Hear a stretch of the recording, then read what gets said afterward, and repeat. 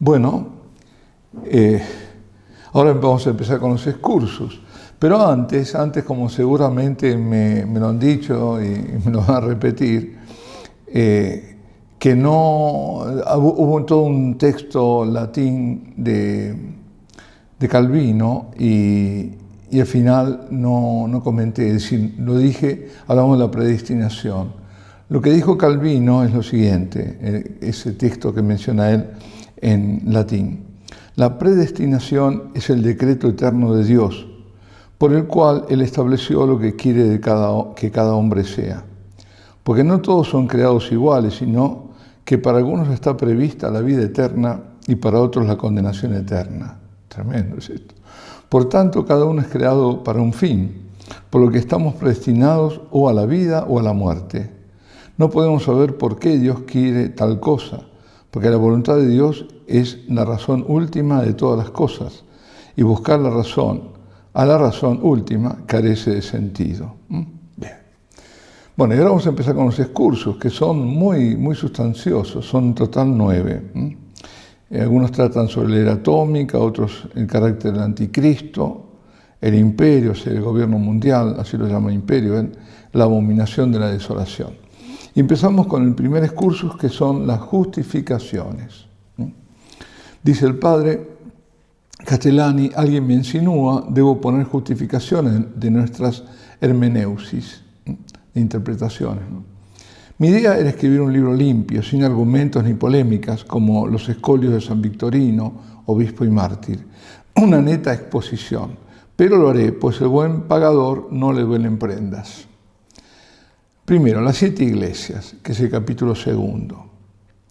Nuestra interpretación se basa, primero, ¿os acordáis que eran las 7 iglesias distintos momentos históricos de la Iglesia Universal?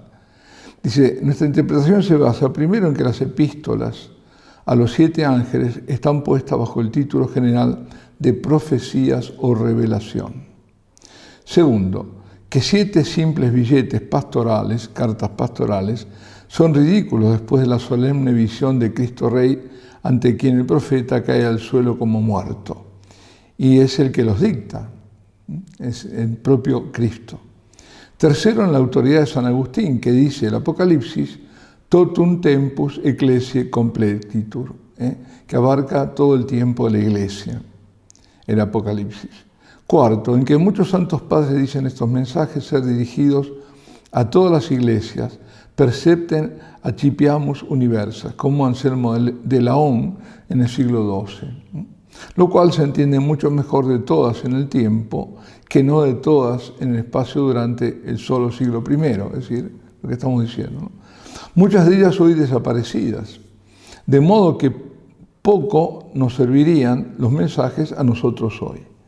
Por lo demás, estamos acompañados aquí por la célebre glosa de los antiguos padres, por Alberto el Magno y los medievales, el abad Joaquín de Fiore, Joaquino, Nicolás de Lira, Bruno d'Asti, Holthauser, Villot, Eizaguirre y otros. Segundo, los 7 sellos, capítulo 6. Cuarto sello, el caballo color cloro o cadavérico, evidentemente es escatológico, medio verdoso, ¿no? Pues todos los santos padres lo han entendido así, menos los alegoristas, por supuesto. El primer sello, el caballo blanco, todos sin excepción lo han entendido por el Evangelio, la predicación, el cristianismo.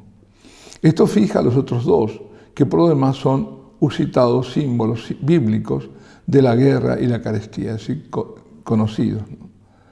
Guerras ha habido siempre. ¿Qué otra guerra puede ser esta de la espada grande con poder de quitar la paz en toda la tierra, si no es la guerra convertida en institución permanente de toda la humanidad, como dijo Benedicto XV durante la del 1914, y qué otra guerra viene después del retiro de la monarquía cristiana, sino la que designó Cristo mismo como principio de los dolores de parto, pero no el fin todavía. Universales guerras y rumores de guerra. Es decir, un estado constante de estado de guerra, ¿no? Y esta tercera que ya la estamos viendo cómo va avanzando. Si esto pidiera confirmación autoritativa, nada menos que el gran Victorino interpreta como nosotros, que no lo conocíamos al hacerlo, y de él lo toma el Manual de Estudio Bíblico de Lusseau-Colomb, obra endeble por lo demás, coquetona y fina a la francesa, pero tímida y firuleta, lo mismo que los clásicos, Cornelio Lápide, Nabenbauer y otros. Tercero, los signados, los sellados, dice, abiertamente designa a los mártires que habrán de ser del anticristo, y después a todos los salvados de ese tiempo, multitud innumerable, dice, que vinieron de la tribulación magna. Palabra que es término técnico de Cristo en los 3 evangelios sinópticos para designar aquel día de la gran tribulación.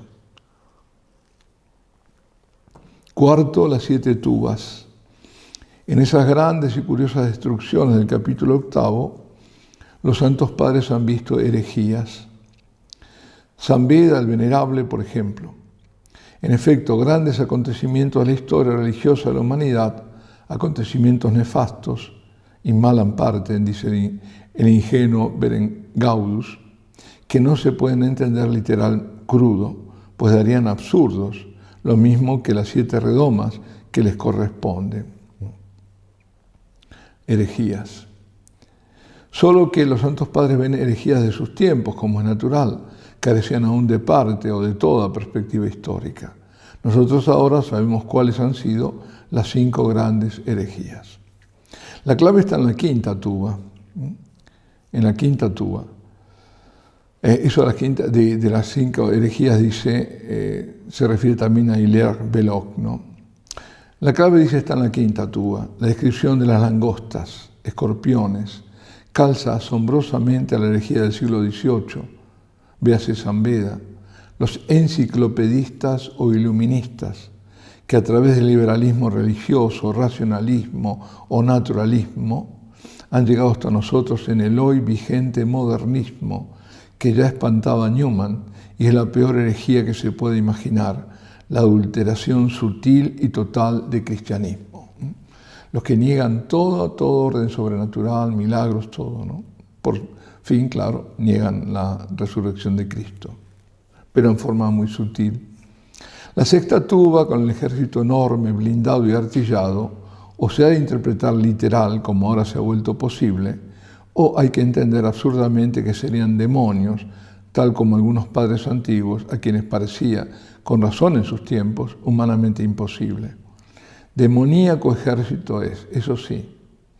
Qué lío se arma el buen canónigo Anselmo Laudumensis con este ejército de 200 millones de demonios y no teme repetirlo el razonable y racionalista Aló.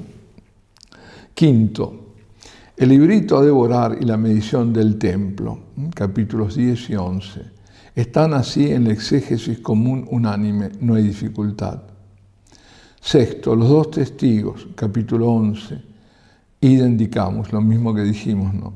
La exégesis antigua vio allí a Enoc y Elías, algunos Moisés y Elías, tanto que Belarmino dice es de fe o casi. La exégesis moderna prefiere ver 2 grandes jefes religiosos. Hablo de la exégesis literal. Los alegoristas ven lo que se les antoja. 7. La parturienta y el dragón. La justificación está inclusa al comentario. Solo podrían ser la Virgen Santísima, la Iglesia o Israel que dan a luz a Cristo. Pero los 2 primeros no pueden ser, no calzan del todo. Dice la Virgen y la Iglesia. Ya esto lo hemos comentado, no calza en cuanto a Cristo, pero sí calza en cuanto a los dolores de parto cuando ella es hecha madre por el mismo Cristo al pie de la cruz. Los dolores somos nosotros, los que le causan esos dolores. Ese es el parto de la cruz, ¿no? Los padres antiguos vieron unánimes en la mujer a la Iglesia, también en la Iglesia, claro, pero entienden toda la Iglesia de los últimos días, o sea, el Israel de Dios, que dice San Pablo, con los 2 núcleos separados de cristianos viejos y judíos convertidos, nuevos, ¿no? Según nosotros. Va a ser así también, eso lo estamos viendo, ¿no? Los fieles a Cristo, a la verdadera Iglesia, no la iglesia adulterada, la falsificada, y los judíos convertidos, iluminados. Octavo, la fiera del mar, capítulo 13. El anticristo, según toda la exégesis sin excepción, el restaurador del imperio de Augusto en forma proterva, inteligencia común de todos los santos padres, el fundador y beneficiario de una nefanda religión falsificada. En los pormenores, como las 7 cabezas y 10 cuernos, difieren entre sí, no mucho en el fondo, en los pormenores. Pero de todos modos, la fiera del mar es el anticristo político, digamos, el emperador. Novena, la fiera en la tierra, lo mismo que antes, un poder religioso, un falso profeta, un mago ilusionista o técnico, exégesis unánime, puesto que está claro en el texto, solo que algunos no ven un hombre personal, sino un cuerpo colectivo, como los sacerdotes paganos, propagandistas de la religión de César. Décimo, el Cordero y los santos, que es el capítulo 14, desdoblamiento y compleción de los signados sin dificultad, es decir, los que han sido señalados. Décimo primera, las 7 redomas. Evidentemente son castigos producidos por las tubas o herejías, pero sin corresponder cronológicamente, como creen Lusso, Colomb, por ejemplo. Pues esto aquí corresponde solo a los últimos tiempos, plague novissime de los últimos tiempos. Estas redomas están fijadas por la primera y la sexta, la sífilis, y también podemos decir el SIDA, ¿no? Y la guerra de los continentes, que son literales. Los padres vieron en la primera la úlcera de Moisés, sexta plaga de Egipto, plague que in ultimo future sunt, curra ecclesia de medio exierit, dice Victorino Martí en su escuela, que es la plaga que será en el futuro, ¿no?, de la iglesia. Lástima grande que este precioso librito del primer comentador del Apocalipsis, Victorino, de los que nos han quedado habiéndose perdido los anteriores de Melitón, de Sardes, San Hipólito y Tertuliano, haya sido mutilado y deturpado por su editor, San Jerónimo. Metió mano. El capítulo 20, por ejemplo, ha sido sustraído y rellenado con los alegorismos de Ticonius Donatista. Dice aquí, con respecto a las redomas, dice nota lingüística, con gusto usaríamos el vocablo fiala, que pasó del griego al castellano antiguo, al inglés, al francés y al alemán. Recipientes con fondo ancho, plano y boca estrecha, para remedios o venenos. Es como una matriz. Pocal o redoma en castellano, vaso, copa o frasco en nuestras Biblias, mal traducido, dice. Bueno. Las otras redomas, fialas, no pueden ser entendidas literal, crudo, sin absurdidad. He buscado en la realidad histórica lo que puede calzar en esos símbolos del mar sangriento, las fuentes envenenadas, el sol agravado, las tinieblas en el Palatino y las 3 ranas, y he puesto lo que hallé más congruo. Quien pueda hacer mejor, que lo haga. 12º, la gran ramera, capítulo 18. Esta visión la explica el ángel mismo de la profecía. Las precisiones están en la exégesis moderna, como en Newman, Piper, Peterson, Lacunza e Izaguirre. Algunos son conjeturales, por supuesto, como hago constar en su propio lugar. 13º, el ejército del Verbo, capítulo 19. Es claro que significa el poderío del Cristo Rey asumido al fin. No tiene dificultad. No es un poder bélico material, por supuesto, del príncipe de la paz. Ni Cristo se va a poner en una liza, en una pelea singular, mano a mano con el anticristo, al cual en vida ni siquiera se dignó nombrar, a no ser en general, pseudo-cristos y pseudo-profetas. Vendrán otros falsos cristos, al otro le llamó el otro, no al anticristo. 14º, reino milenario, capítulo 20. Prefiero la exégesis literal de la iglesia primitiva, sin tachar de herética a la otra, por unas 10.000 razones, que no daré aquí.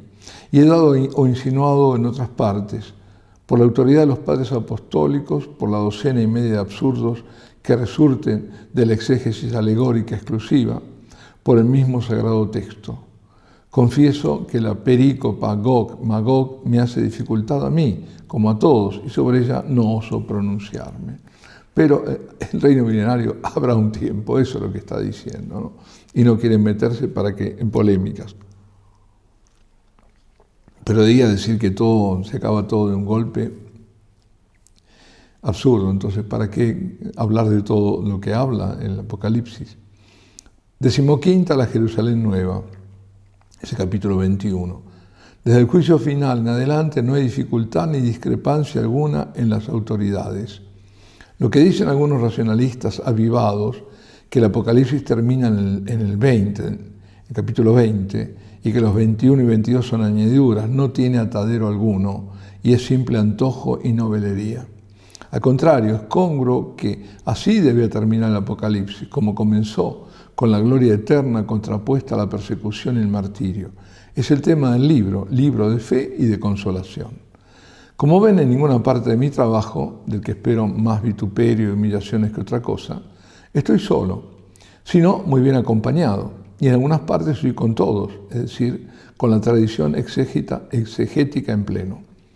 También mi último libro ha sido dulce al devorarlo. Quan dulce eloquia tuo facibus meis, eloquia tua tanquam mel, et fubum orimeo. Es decir, que supo dulce a la boca, como si fuera la miel, ¿no? Pero quizás se me vuelva ajenjo y alcíbar si Dios no lo ataja. En fin, puede que no. Resta decir que no he especulado en estas materias difíciles por imitación o compromiso, como dice Danny King. Me he limitado a fecundar mi propia experiencia religiosa con el conocimiento de los pensadores europeos, pequeña erudición que está lejos de ser y no le es necesario ser total. Sin embargo, una gran erudición, ¿no? Bueno, y aquí hemos terminado con ese curso que era el H. Son 9. Ahora vamos a empezar con el segundo.